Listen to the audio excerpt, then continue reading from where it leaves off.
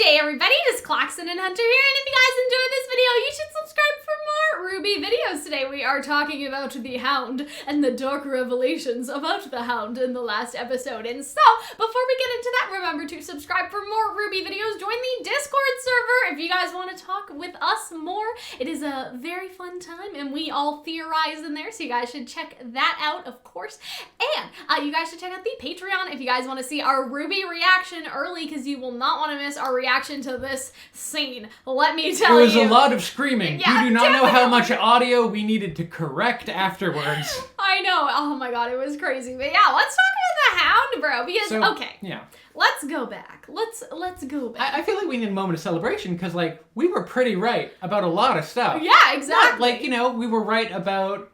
I don't know whose idea was it first that RWBY would use her silver eyes and would peel back all the grim Hound part, and we would see, at the time we thought Summer or Roman or whoever's face, that the exact thing happened. And I feel like we haven't called out something happening like that, like word for word, play for play, in a long time. I mean, we also sort of, you know, we had multiple theories, right? Yes. So we sort of also, like, As made we often sure do, we that carpet bombed. padded all the options. And so our idea is that it could be a character we know in the vein of, like, Lionheart, Adam, if normal people could, you know, be, like, grimified, if that makes sense. And we'll get to Cinder later, because the whole thing after this is, like, how does Cinder fit into this? And we'll talk about it, right? Then we talked about, you know, the summer roses, right? And then we talked about it could be just some random fuck that either followed Salem or a silver-eyed warrior that was specifically taken for that purpose. Because our whole thing was, and we didn't really know how, and we still don't really know, but our whole thing was in those past videos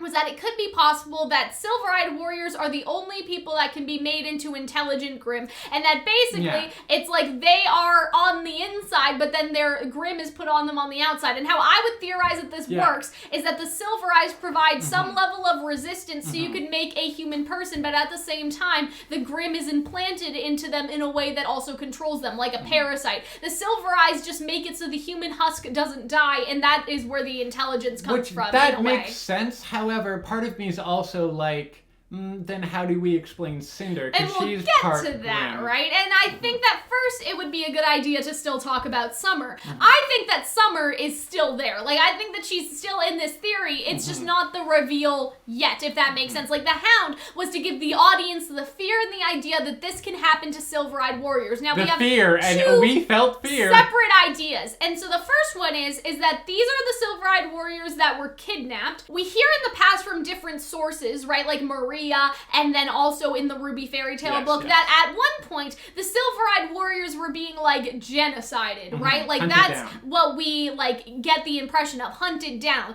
But it could be possible that they weren't even killed at all. Like, in Maria's age, it seemed like that they did want to kill her, right? Yes. Like, they cut out her eyes or whatever, like, did that, and it seemed like that at one point, and we talked about this in many other videos, at one point, Salem did seem to want to kill silver-eyed warriors outright. But then there was a changing point where she realized that they could be used for these types of experiments. And the Hound, again, like she says, oh, it's an experiment. Cinder has never seen it before, but that doesn't mean that it hasn't just been around doing other things, because we do hear that, like, hey, like, reinforce our units at Beacon. Like, who is she talking to exactly? Like, none of the villains are there at that point. And so it's one of those things where it's like she's talking to the Grimm that are around Beacon. And so the Hound could have just been there the entire time, or doing, like, other things. It would be elsewhere. wild that just like how in some of those episodes you see the Hound in the background before he makes his first appearance, that like in volume like 3 you see the Hound at Beacon from a distance. That would be terrifying. I doubt it, but that would Probably kind of be not like, gonna happen, that would kind of be but cool. It would be terrifying. But basically what I mean is it's like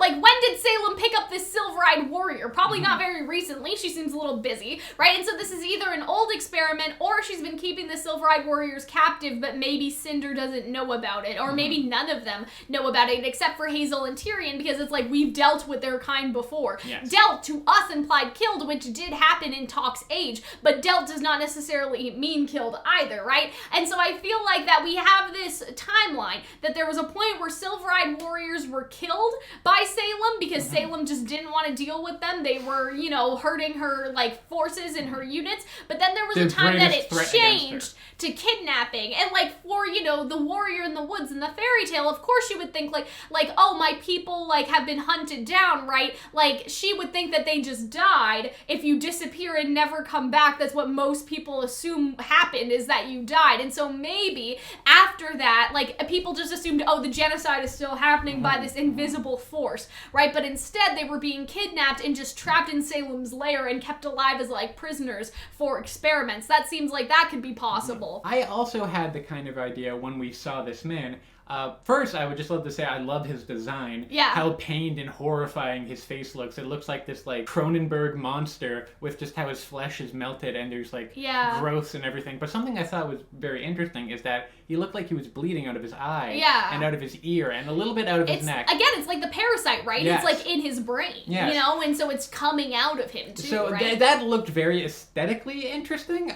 It could literally just be aesthetics and I could be looking way too into I would this. say it's also functional. I would say that it's probably, like, remember the parasite that Cinder had coming out of her hand all those volumes ago to, like, get Amber's powers? Like, probably one of those, to be honest, that is, like, spread through the brain and, like, sort of, you know, came, like, off, like, I guess, like, entraps the body and stuff like that. Like, that's what I would say. My one thing is that, like, I saw that. I'm like, what if she could be taking out eyes of the silver-eyed warriors and implanting that. So that was our other people. thing, is that we had, like, two separate ideas, is that silver-eyed warriors were kidnapped, and specifically, like, that was a silver-eyed warrior, and he, like, genuinely had silver eyes like Ruby does, and he was turned into a Grimm. That's possible, but the alternative idea that we had is that Salem has also taken the eyes, and we called this silver-eyed juice, right? Like, I just think that, like, maybe it's possible, like, Salem has a full, like, layer with jars and jars of silver eyes, like and a she's mortar and a pestle just grinding up those people. silver-eyed juice. And it seems to, like, I don't know which one it is exactly. I think it would be cool if this was genuinely a silver-eyed warrior, because then, like, I don't know, like, that makes the connection with, like, him and Ruby, like, I feel more meaningful if he was a silver-eyed warrior once,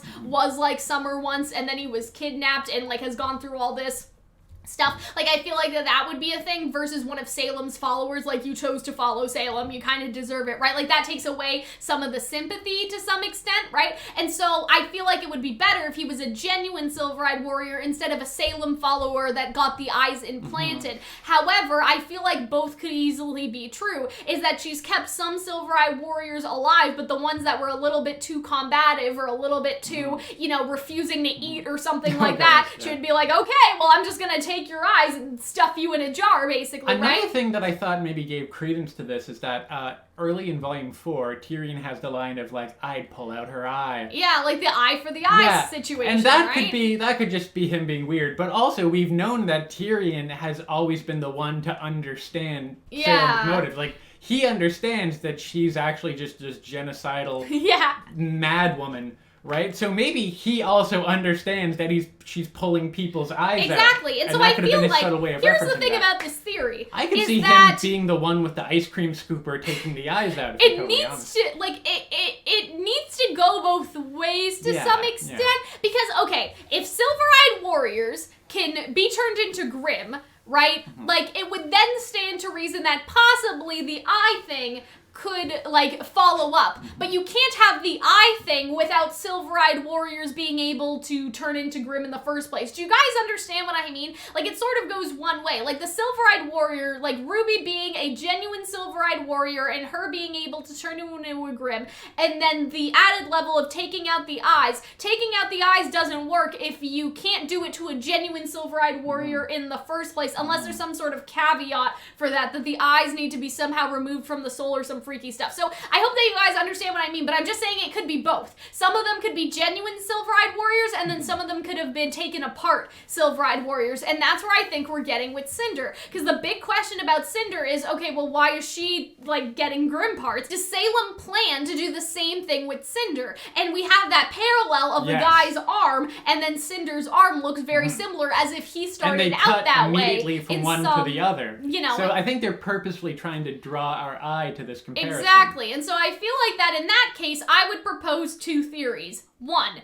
the gouging the eye thing does not work. You can only do it with a genuine silver-eyed warrior, okay? So that's theory 1, and that guy was a genuine silver-eyed warrior. What happens in the case of Cinder? Here's what I would argue, is that silver eyes are a remnant of the god of light. And so it sort of stands to follow that the magic that was given to humans, right? Because, okay, so we're gonna have to go a little further back for this, okay? The gods, we don't know if this is canon exactly. This is like the fairy tale thing, but the god of light and darkness came from the same being. And so there's not really a god of light and darkness per Two se. sides of They the all same have the coin. exact same powers, but just one chooses to be the darkness, right? One thought, I'm gonna make trouble on purpose today. Exactly. And so that's the sort of thing, is that there was one god and then they just split into 2, but they have the exact same, like, powers. It's just what they choose to do with it. And we know that because the god of darkness is like, hey, you're not the only one who can do some creation, right? Like, that's what he says, like, in a fashion in that scene.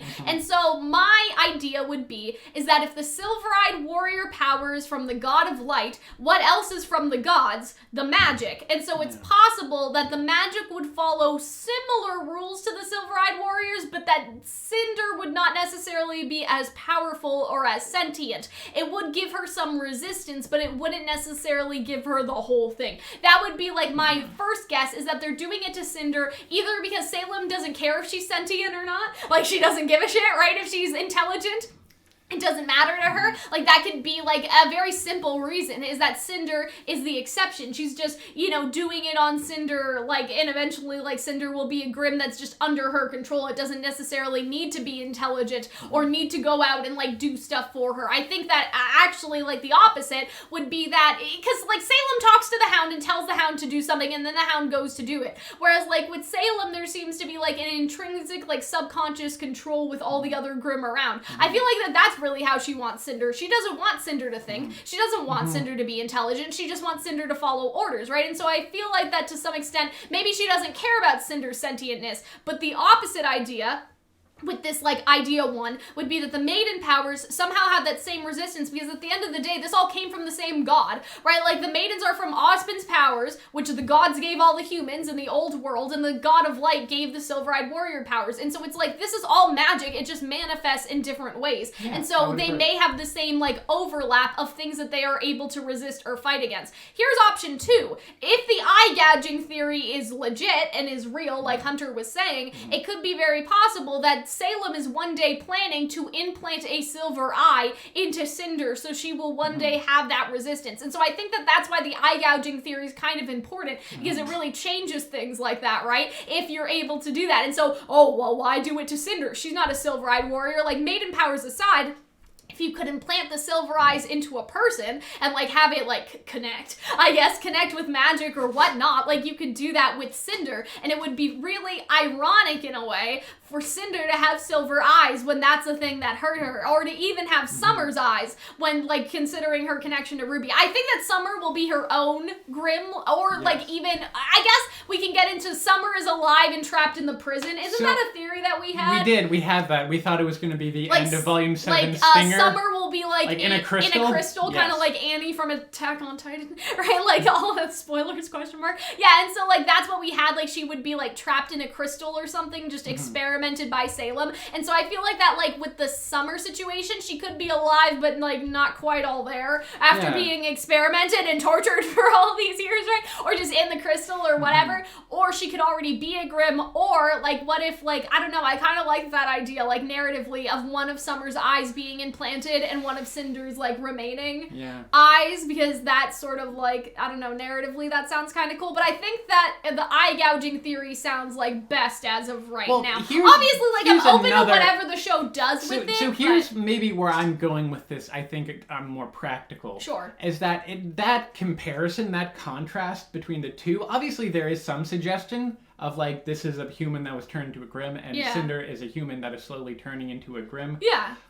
However, I always felt that, like, her Grimm arm had more to do with her being able to forcibly suck the powers out, and had less to do with her becoming a powerful or a intelligent Grimm. Yeah. Alternatively, that contrast could have been less, like, Cinder will become this versus Cinder chose to be this while this guy did not? No, not so much that. So much less. That's what I would say. Okay, less like literal. That's the word I'm looking for. It would be that comparison was less literal, and that she too is going to become like this monster, and more metaphorical, and that she too is just kind of acting like a brainless. Oh, okay. Right, and so I'm thinking maybe they wanted it to be like we might be taking this a little farther than they thought. Sure. I'm thinking it's it just might like, just be he was a monster, Cinder's a monster. Like, on a, like, emotional level, I guess. They were both people that are being used by Salem, just one of them doesn't quite realize it yet. Yeah. I would say, though... push itself. I'm not, like, discrediting a theory that I helped make with you, but I'm also saying it might be a lighter touch. Because I also think that we will see, like, a Cinder against Salem soon. Sure. I think, though, I actually like the idea of what I said a little bit more for the metaphorical of that this person was a silver-eyed warrior who was kidnapped and forced to be a monster, the very monster that they fight against. Whereas Cinder actively chose to become a monster because she thought that would get her more power. So I actually like that idea. Like, if Cinder's not going to turn into a Grimm per se, I like that idea, like, of the emotion of it. That's the same thing, right? Like, where she just, like, she was more willing into Salem's evil, whereas this man clearly was not consensual. Also, there is, like, in that chanting, so this is going to be kind of difficult to explain. So that chanting is, like, basically, not gibberish, but it's basically, like, fake Latin for the music software, and so you can actually translate it. And so basically, like, what we found out last night is the translation was, like, roughly, like, Salem took me,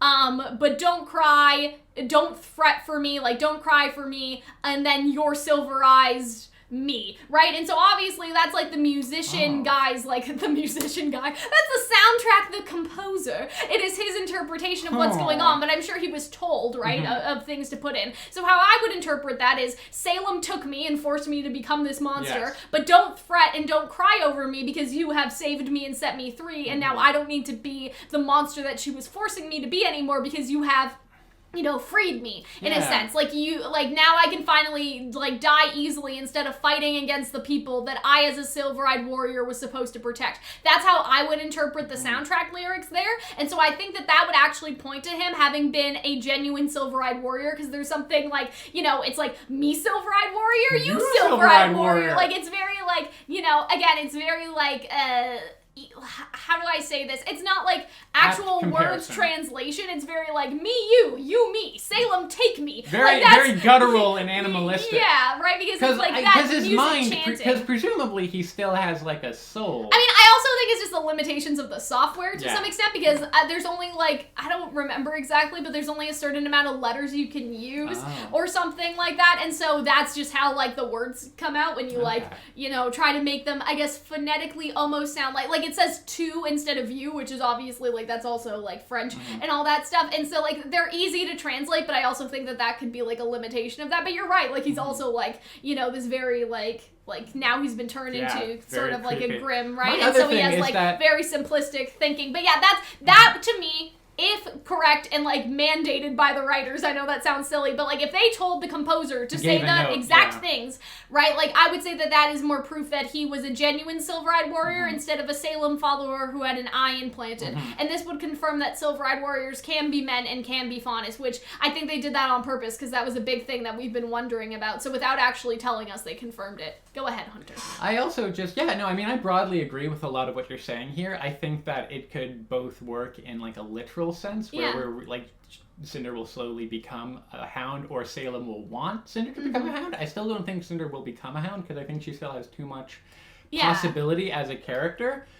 I mean, I think that she'll ultimately, like, resist it, right? We've made videos about her fighting back and stuff. Like, break for, not break for good, but break for against Salem. Like, third-party villain type of situation. Anti-hero, almost. Yeah, and so I feel like that's probably, like, true. You know? And I think that this will be a way that she realizes it. I also think that the idea of, like, having an army of, like, hounds that she just, like, mastered, if it is just true silver-eyed warriors that she's totally grimmified, that would be helpful, because suddenly we have a bunch new, more interesting enemies, because it looks like Hazel, Emerald, and Cinder, as well as probably Neo, might not be around for much longer. Yeah, I agree. So at least that way we have new, interesting Salem associates, Yeah. I guess. And what's even more interesting is, like, imagine you see Maria's father. Imagine you see the warrior in the woods, right? And so, okay, so that's the other thing about the kidnapping situation, is that the warrior in the woods was a genuine silver-eyed warrior, and it wasn't a murder scene. They didn't find blood. They didn't find her body. They found almost like a kidnapping. Like, someone came in,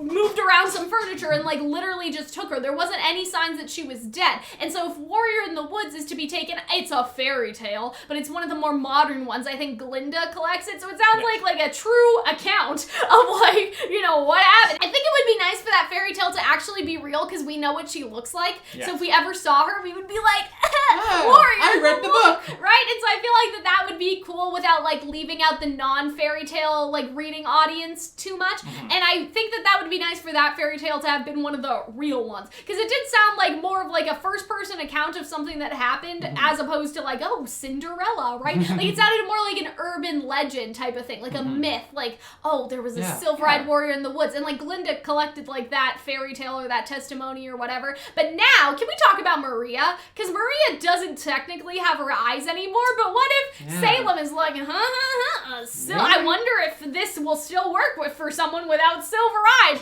Plop. Like, what if, like, Maria gets, like, kidnapped later? That would be terrifying. I also think that, like, there could be, like, okay, we've only seen one silver-eyed Grimm, but, like, they could come in multiple forms. Like, what if the wyvern or what if the whale are both silver-eyed warriors? Like, what if the wyvern... Everyone's like, the whale is summer, and I'm like... What if the wyvern's summer? Yeah, I mean, that could be possible, too, right? And, like, we haven't seen the wyvern in a hot minute, right? Yeah. So there's that. That could be, like, an excellent stinger for Salem to be like, I know where your mother Let's talk about Maria, because do you remember in our bingo card, we had this Maria theory that Maria would come face-to-face with Salem in some capacity? Like, basically, we had a theory that they would get kidnapped, or, like, that they would try to fly to, like, a Mistral to get help, and they would end up in the whale somehow. Obviously, none of that happened, but I had this idea that Maria would be kidnapped by Salem, and that she would confront her about the plight of the silver-eyed warriors before finally dying and, like, resting in peace. Like, that was our idea on the bingo card. I think before we knew about the Hound,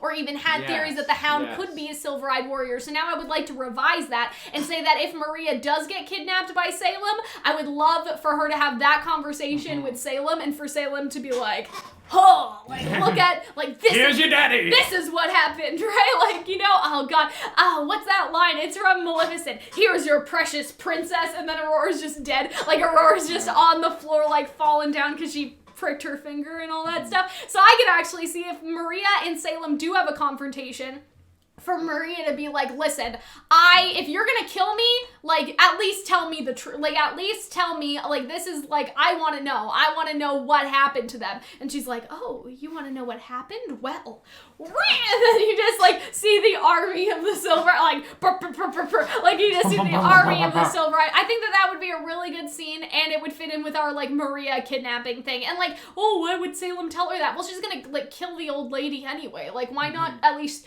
have that, like, interesting conversation between them, right? Like, Salem has never shied away from a little mind games, right? A good out for Maria, even though I do think we could have, like, Grandma kicks ass and she could be a more important part of the show, although it's been a couple episodes since we've seen her. If I'm going to reinsert my Maria theory, now that everything has gone kind of like, right, with the Maria theory, because, like, now they're in Amity and we don't know what they're doing, right? They didn't get literally eaten by the whale like we kind of were theorizing that they would be, like, in the airship and stuff, and so I think that would actually be a really cool scene, now that we know for certain that the Hound was a silver-eyed warrior, because Salem can have this big reveal, and that can be a big moment for the audience too, and Maria can just be horrified, and we're horrified, and we're all just like, everyone's horrified. It would be, like, such a badass scene, because Maria has been through so much. Like, she heard about the genocide, and then maybe she heard about the disappearances, because, like, in her time, again, it did seem like they were trying to actually kill her. I don't know if that's just because Maria was causing too much trouble or what,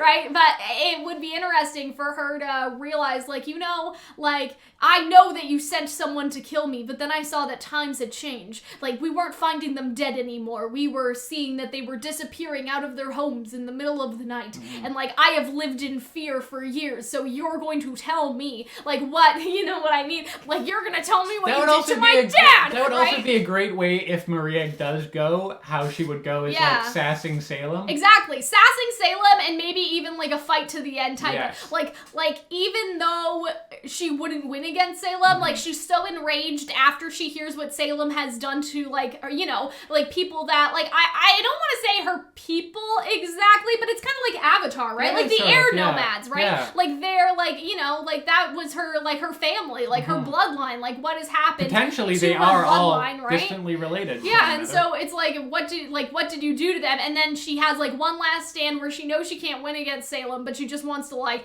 hack into her a little bit anyway, and then Maria dies. So yeah, lots of good stuff in here. We covered the Cinder thing, we covered the Maria thing. I think also the RWBY thing is self-explanatory. Like that's probably why Salem wanted to kidnap RWBY. Like not just like, oh, we'll kidnap her so you can beat her up, Cinder. Like I don't think that was the true motive at all. It's like, oh, another silver-eyed warrior. Well, like Cinder wants me to do something with her, so that like avoids one thing. She's causing trouble, so let's just bring her here and make her a hound. Like I'm sure that was Salem's idea. Even if she was like, don't worry, Cinder, we'll get that big bad girl for you. Like no, like it wasn't even about that. It was about satisfying Cinder to some extent, right? Thinking like, oh, when RWBY gets kidnapped, like, oh, like get my revenge. Like Salem would never let her have that. You kids! You know, she was just like, oh, a silver-eyed warrior's around. Cinder, thanks for confirming that for me with your injuries. Tyrion, go get her, because Tyrion probably knows, like you said. Tyrion knows all the juicy gossip, right? He's probably Tyrion the one knows everything. taking the eyes out. Yeah, if that happens, right? And so Tyrion has probably kidnapped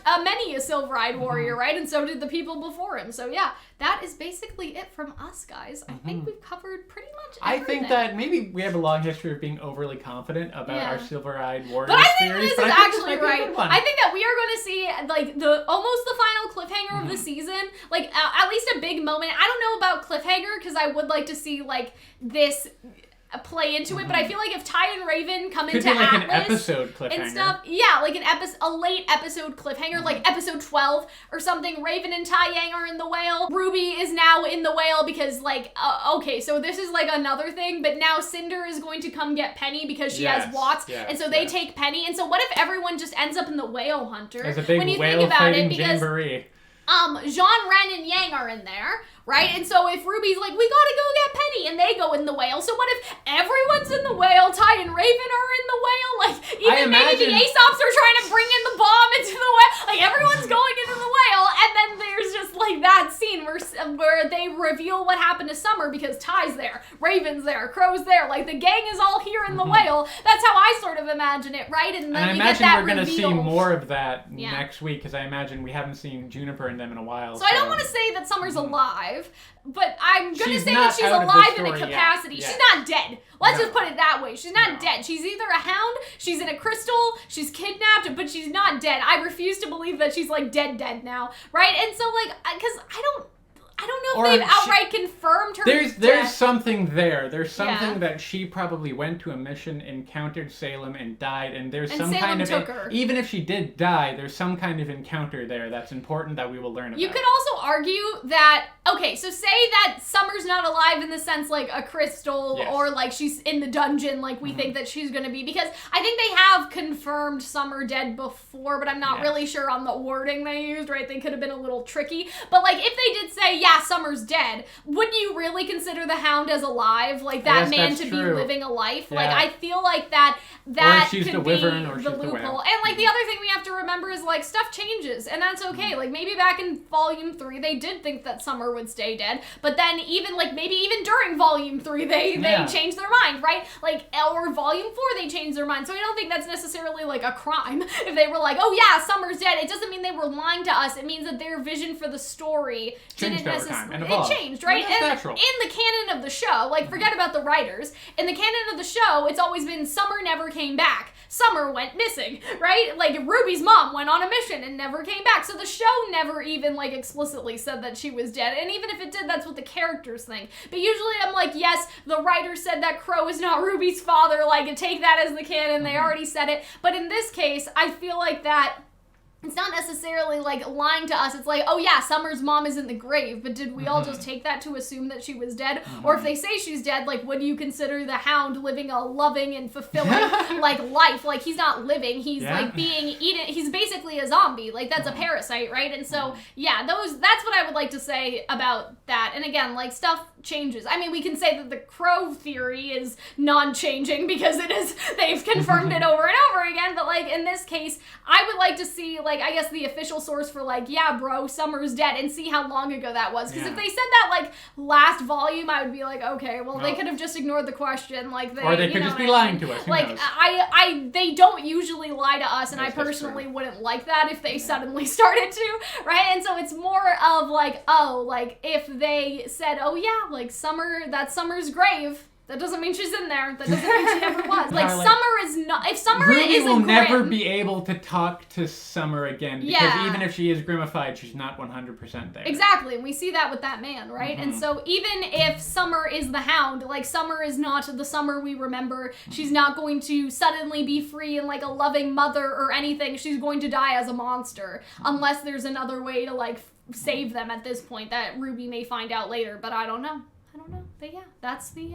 But I think we're careening towards some kind of big revelation about Summer. I think they've set it up too much to ignore it, right? I don't even think it might be that she's alive, but, like, she had some encounter she had with Salem was incredibly important. But why would Salem kill her if she's been doing these... Like, the only...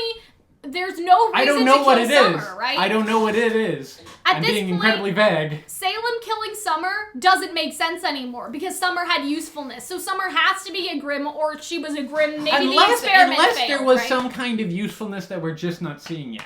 Maybe. In the same way that we didn't predict that she was going to be a Grim monster before we saw the Hound. Yeah, I guess. So I don't know, but I'm wondering if there's some. But do you understand what I mean? I understand what you're saying. The idea of Summer went into Salem's lair and Salem just murdered her, that doesn't make any sense anymore, considering the fact that, like, now we know that silver-eyed warriors had some sort of usefulness. Like, if she's dead because the experiment failed and Salem didn't perfect it yet, and Summer was just, you know, sort of like a lab rat I was that just thinking maybe that, like, died, what if Summer was you know? the key for Salem to learn something really important about either herself or the Grim or the silver-eyed warriors. And so I either think she's dead on, like, experimental accident, right? Or she's still around as a Grim monster. Yes. That's what I would say.